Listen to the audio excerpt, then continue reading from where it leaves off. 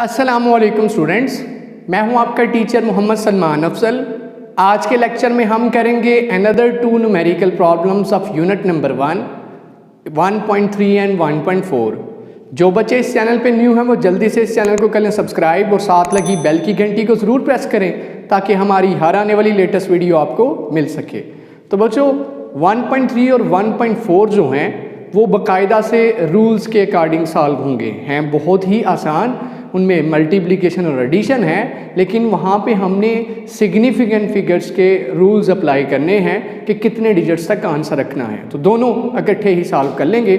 ये दो एग्जांपल्स के जैसे हैं जैसे कि हमने एग्जांपल सॉल्व की थी। तो देखिए 1.3 की स्टेटमेंट में पढ़ता हूँ, स्क्रीन के सामने आपको नज़र आ रही होगी।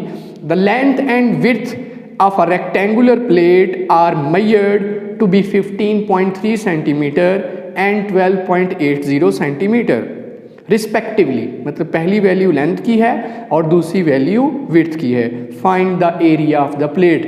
Area of the plate find कीजिए, प्लेट का एरिया फाइंड कीजिए। प्लेट किस तरह की है? रेक्टेंगुलर प्लेट है। आप जानते हैं रेक्टेंगुलर शेप कैसी होती है, जो आपके पास कुछ इस तरह से है, लेंथ ज़्यादा विड्थ थोड़ी, दैट इज़ रेक्टेंगल, मुस्ततील जिसे आप कहते हैं। लेंथ हमें गिवन है बच्चों 15.3, जबकि विड्थ है 15.3 सेंटीमीटर, जबकि विड्थ जो है W से ज़ाहिर कर लीजिए, दैट इज़ 12.80 सेंटीमीटर। 80 सेंटीमीटर कहता है इस रेक्टेंगुलर प्लेट का एरिया फाइंड करें। तो मैं क्या करूँगा, मैं गिवन डेटा लिखूँगा जो मुझे इस न्यूमेरिकल से पता चल रहा है और जो फाइंड करना है। Very simple numerical problem. Area किसके बराबर होता है रेक्टेंगुलर का, पढ़ा है 10th क्लास के अंदर। लेंथ लिख लेता हूँ, length is equal to L is equal to 15.3 centimetre. Width चौड़ाई उसकी कितनी है आपके सामने है, W से जाहिर करिए 12.80 सेंटीमीटर।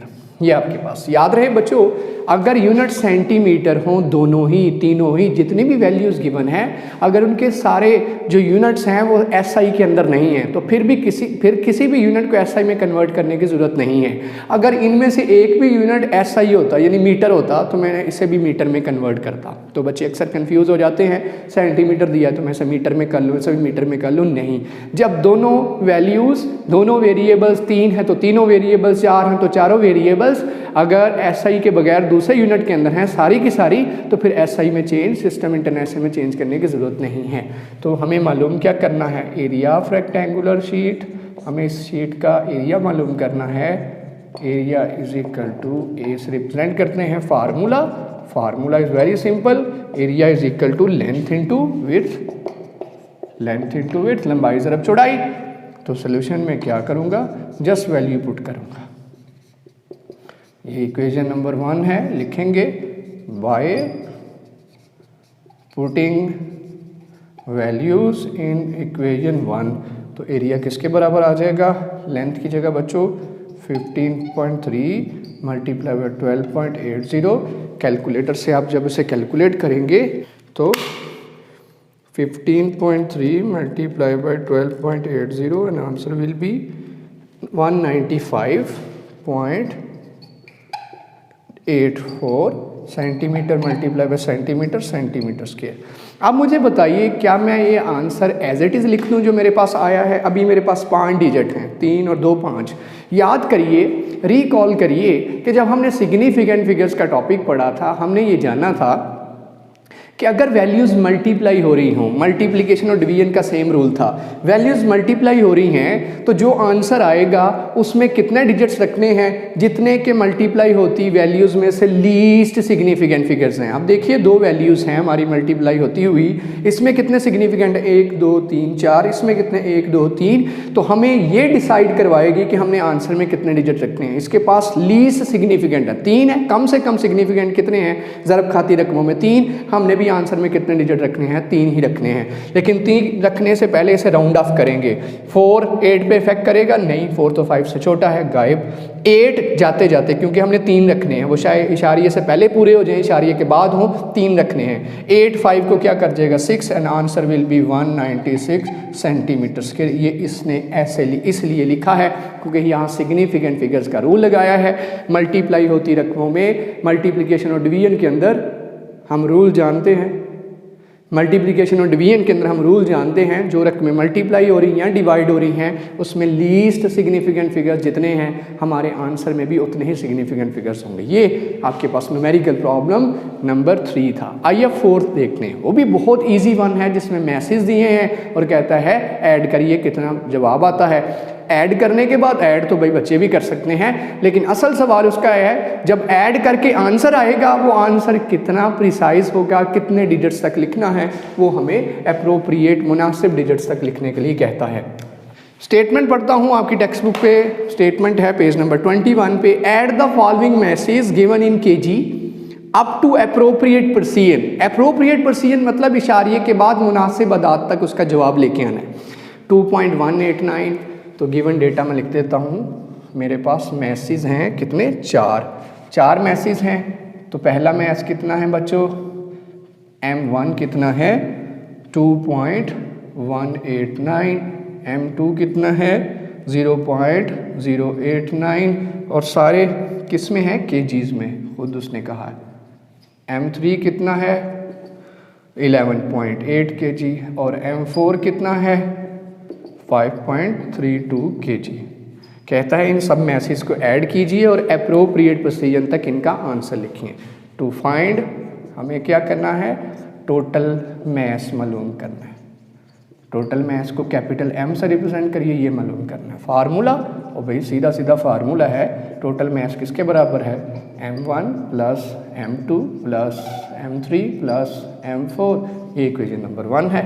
सोल्यूशन में क्या करूँगा, जा यही इक्वेशन यूज़ करूँगा और वैल्यूज़ पुट कर दूँगा। By putting values in equation 1, बताइए क्या बनेगा। वैल्यूज़ जब पुट करूँगा M1 की जगह वो देखिए 2.189 प्लस M2 की जगह 0.089 प्लस M3 की जगह 11.8 प्लस 5.32। जब ये करेंगे तो आपके पास कैलकुलेटर से जब आप इन्हें ऐड करेंगे answer will B 2.189 plus 0.089 plus 11.8 plus 5.32 and result is 19.398। 19.39। अब मुझे बताइए, और क्या यूनिट क्या है, केजी। ये टोटल मैस आ गया।